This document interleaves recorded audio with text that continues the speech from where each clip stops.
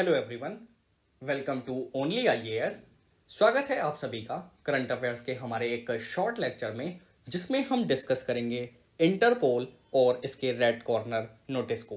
तो रिसेंटली ये न्यूज़पेपर में इसलिए है क्योंकि इंटरपोल के द्वारा इंडिया की एक रिक्वेस्ट को रिजेक्ट कर दिया गया है, जिसमें इंडिया ने एक pro Khalistani outfit Sikh for justice के लीगल एडवाइजर एंड फाउंडर के अगेंस्ट रेड कॉर्नर नोटिस जारी करने की मांग की थी। इसी कंटेक्स्ट में समझने की कोशिश करेंगे कि रेड कॉर्नर नोटिस क्या होता है, इसमें कौन कौन सी इंफॉर्मेशन होती हैं और कितने अदर टाइप के नोटिसेस इंटरपोल के द्वारा जारी किए जाते हैं। तो शुरू करने से पहले थोड़ी सी इंफॉर्मेशन मैं अपने इनिशिएटिव के बारे में दे देना चाहता हूं। हमारे दो इनिशिएटिव चल रहे हैं। एक टेस्ट सीरीज प्रोग्राम है IDMP3 के नाम से। इसमें आप डेली 20 MCQs कर सकते हैं और 2 मेंस के क्वेश्चंस प्रैक्टिस कर सकते हैं। वीकली बेसिस पर आपको 100 MCQs का टेस्ट देखने को मिलता है। मेंस की टेस्ट सीरीज में आपको देखने को मिलेगी करंट अफेयर्स पर MCQs होंगे, आपको सॉफ्ट कॉपी में मटेरियल भी मिलेगा और हर महीने 2 जूम के सेशन प्रोवाइड कराए जाएंगे मेंटोरशिप के लिए। जिनको हमारे फाउंडेशन बैच से ज्वाइन होना है वो हमारे प्रारंभ बैच में एनरोल कर सकते हैं। इसमें आपको वेल प्लान्ड शेड्यूल मिलेगा, NCERT प्री मेंस के वीडियोस मिलेंगे, CSET के वीडियोस मिलेंगे। इसके अलावा वीकली बेसिस पर करंट अफेयर्स का कवरेज होगा और टेस्ट भी होंगे वीकली बेसिस पर। आपको यहाँ ऐसे के लेक्चर्स भी प्रोवाइड की जाएंगे और 21 बुकलेट्स आपके घर पे भेज दिए जाएंगे।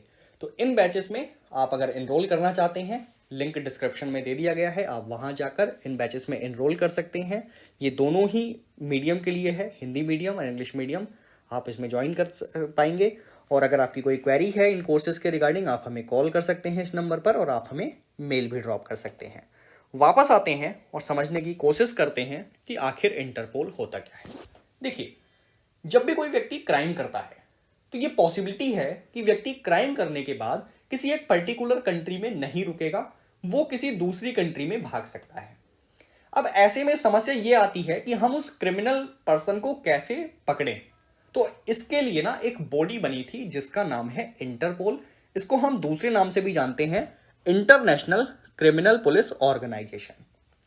इसमें टोटल 195 मेंबर कंट्रीज हैं।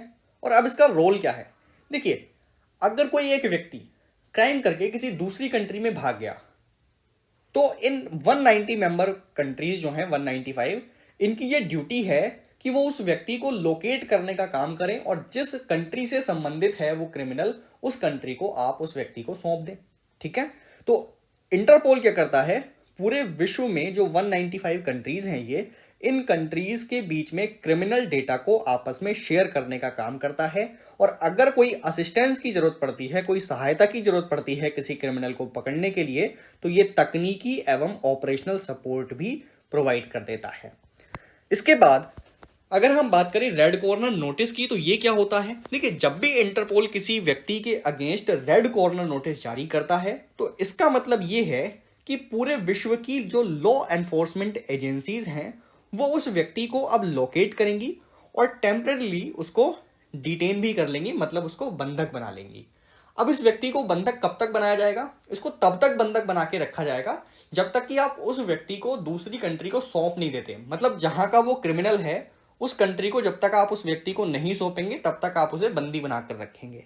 दूसरी बात, जब तक वो व्यक्ति सरेंडर नहीं करेगा तब तक आप उसको बंदी बनाकर रख सकते हैं।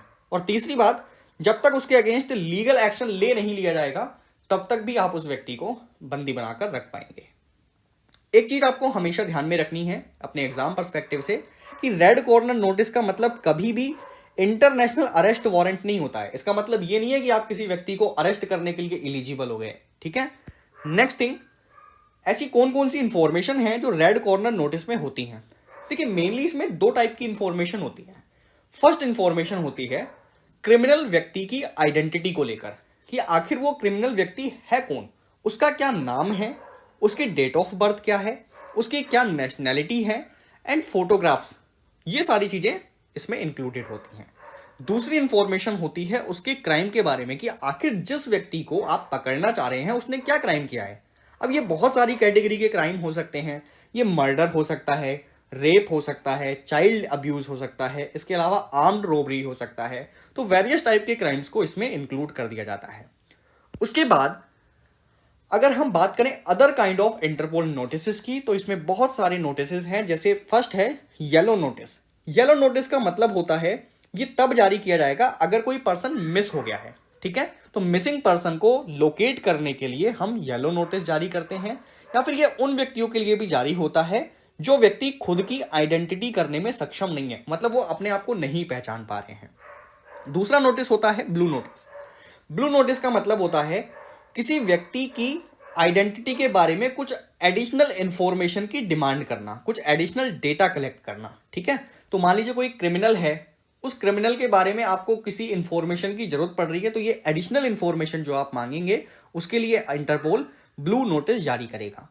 इसके बाद होता है ब्लैक नोटिस। ब्लैक नोटिस का मतलब है किसी अनआइडेंटिफाइड बॉडी की पहचान करने के लिए, उसकी इंफॉर्मेशन जानने के लिए ब्लैक नोटिस जारी किया जाता है। ग्रीन नोटिस का मतलब क्या होगा? ग्रीन नोटिस का मतलब होता है किसी व्यक्ति की क्रिमिनल एक्टिविटीज के बारे में अवेयर करना और एक वार्निंग जारी करना कि यह व्यक्ति कभी भी पब्लिक सेफ्टी के लिए खतरा हो सकता है, इस पर विशेष रूप से ध्यान रखा जाए, ठीक है। तो यह चेतावनी जारी करने के लिए इंटरपोल जारी करता है। इसके बाद है ऑरेंज नोटिस। अब ऑरेंज नोटिस का मतलब क्या होता है?